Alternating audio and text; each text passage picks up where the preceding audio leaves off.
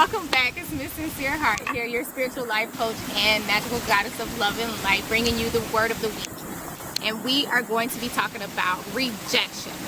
Focusing on rejection because previously we talked about knowing when to give up and when not to give up.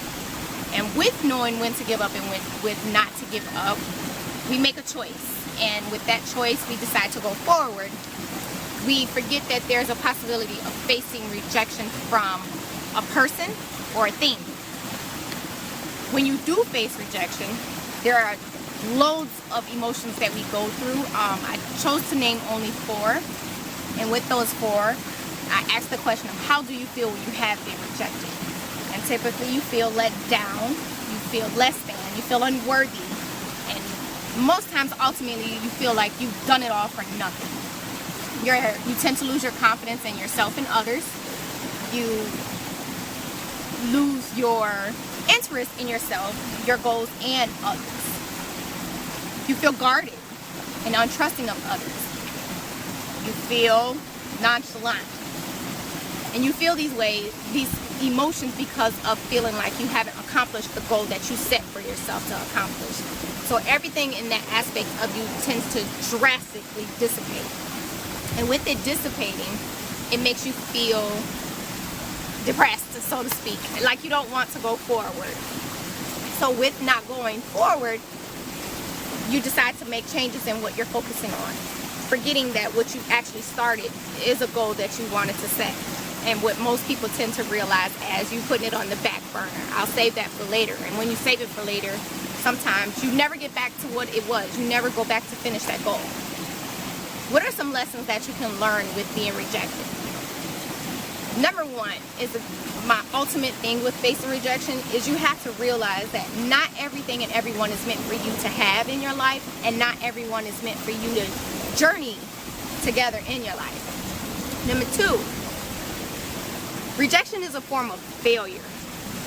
And I say it's a form of failure because if you don't know how to channel that energy when you get rejected, you tend to become you become failing at everything that you do and everyone you get involved with. You don't want to participate in those things because it reminds you of those rejections. It's like flashbacks. Number 3, you may be worth more than the person that rejected you, and you may be worth more than the thing that rejected you. And just a quick example of what I mean by that is I'm going to use relationships in an aspect. And I'm using relationships because most times a man or a woman, we put our eye on someone and we focus on that someone.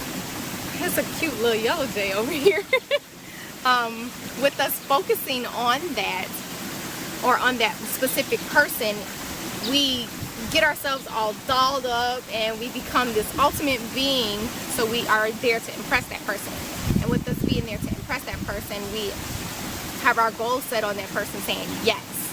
And when they say no, we tend to throw in the towel and say, forget it, I won't ever do that again. I won't ever put myself forward like that again. And when I say things are a form of rejection, jobs are a form of rejection. You put your resume out there, you put your interview suit on, and when you put your interview suit on, you go out and you're prepared to say yes, you got the job. And they say, no, you don't have the job. You're overqualified or you're underqualified. That's a form of rejection. You don't want to go to another interview because you don't want to hear those things again. It makes you feel less than. It makes you feel unworthy. It makes you feel let down. And it makes you feel like you've done all of this for nothing. Number 4. Like any other good thing or bad thing you experience in life, it's only as bad or as good as you make it. And what I mean with that is rejection can be a form of a good thing. And I'll tell you why when I close this video out. Now, how can you overcome rejection? First and foremost, you have to forgive yourself. Forgive self for experiencing the emotions that you felt on such a drastic dissipation. 2, trust yourself. Acknowledge that you are not in control of everyone or everything. You are only in control of your responses, your reactions, your emotions, people you allow to come in, and those you allow to let go of. Number 3, start again. And when I say start again, I don't mean go back and start with that person that rejected you. That's insane. No one should do that. Don't go back to the same job unless you feel like, yes, I'm going to get this job. I want you to start again in another aspect, in another way, with another person, with another thing, another job. Because just because it didn't work in that end, that doesn't mean it's not going to work this time. Don't give up on yourself. And number 4, find out where you grew. What I mean by that is, we're going to go back to a job reference again. When you get fired at a job, the ultimate question you could ask the supervisor, the manager, or whoever it is that is firing you is, what did I do wrong so I know not to do it again? Because if you're working in a customer service job and you had poor customer service one day because a patient or a customer was not happy with themselves and their energy rubbed off on you and you cussed them out, you want to know not to do that again. So that's what I mean by that. Find out where you grew. Find out where you went wrong.